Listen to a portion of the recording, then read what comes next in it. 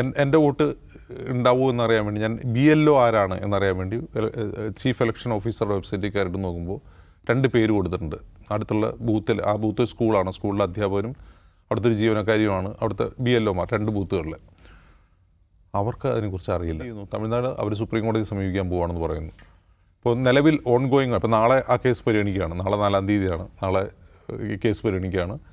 5-ാം തീയതി 6-ാം തീയതി അതിൻ്റെ 2ാമത്തെ ദിവസം ബീഹാറിൽ വോട്ട് നടക്കാൻ പോവുകയാണ്. ഫസ്റ്റ് ഫേസ് പോൾ നടക്കാൻ പോവുകയാണ്. അപ്പോൾ നാളെ സുപ്രീം കോടതി ഈ കാര്യത്തിൽ എന്ത് പറയുന്നുള്ളത് വളരെ നിർണായകമാണ്.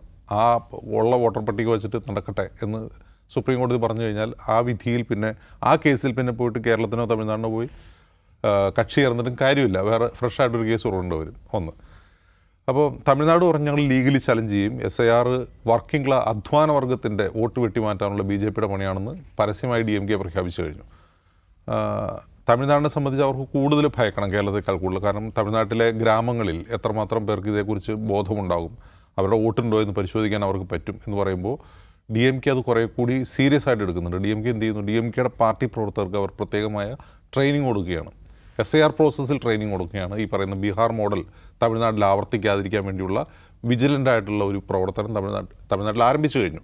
DMKയുടെ കേഡേഴ്സിനെ വിളിച്ചു വരുത്തി, ഓരോ ബൂത്ത് ലെവലിലും കേഡേഴ്സിനെ വിളിച്ചു വരുത്തി അവർ ട്രെയിനിങ് കൊടുക്കുകയാണ്. എങ്ങനെ വോട്ട് ചേർക്കുന്നത്, ഈ കള്ളവോട്ട് ചേർക്കുന്നത് തടയാം, അതുപോലെ വോട്ട് വെട്ടിമാറ്റുന്നത് തടയാം എന്നുള്ളതിനെക്കുറിച്ച് കൃത്യമായ ട്രെയിനിങ് കൊടുത്തുകൊണ്ടിരിക്കുകയാണ്. അവരതിന് നിയമപരമായും എന്താ പറയുക സാങ്കേതികമായും അതിനെ നേരിടാൻ തീരുമാനിച്ചുറപ്പിച്ചു കഴിഞ്ഞിരിക്കുന്നു.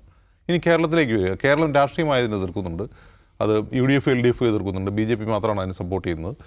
പക്ഷേ ഇതിനൊരു നിയമവഴിക്ക് പോകണമെന്ന് ചോദിക്കുമ്പോൾ അതിന് ഉത്തരമില്ല. സർക്കാരിന് ഉത്തരമില്ല. കോൺഗ്രസും ആ നിയമവഴിക്ക് പോകണമെന്ന് കോൺഗ്രസും പറഞ്ഞു കേട്ടിട്ടില്ല. ഇനി മറ്റൊരു കാര്യം, ഞാൻ എൻ്റെ വാർഡിലെ അവസ്ഥ ഞാൻ നോക്കുകയാണ്. അപ്പോൾ എൻ്റെ വാർഡിൽ എനിക്ക് വോട്ടുണ്ടോ?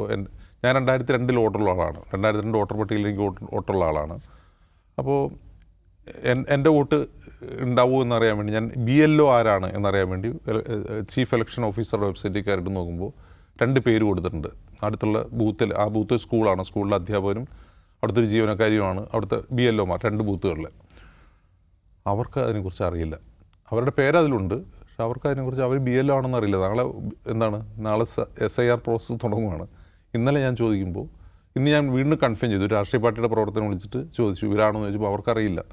അവർക്കതിനെക്കുറിച്ച് യാതൊരു ധാരണയില്ല. അപ്പോൾ നമ്മൾ തീർച്ചയായിട്ടും ജാഗരൂകരായിരിക്കണം എന്നുള്ളൊരു പ്രത്യക്ഷ സൂചനയാണിത്.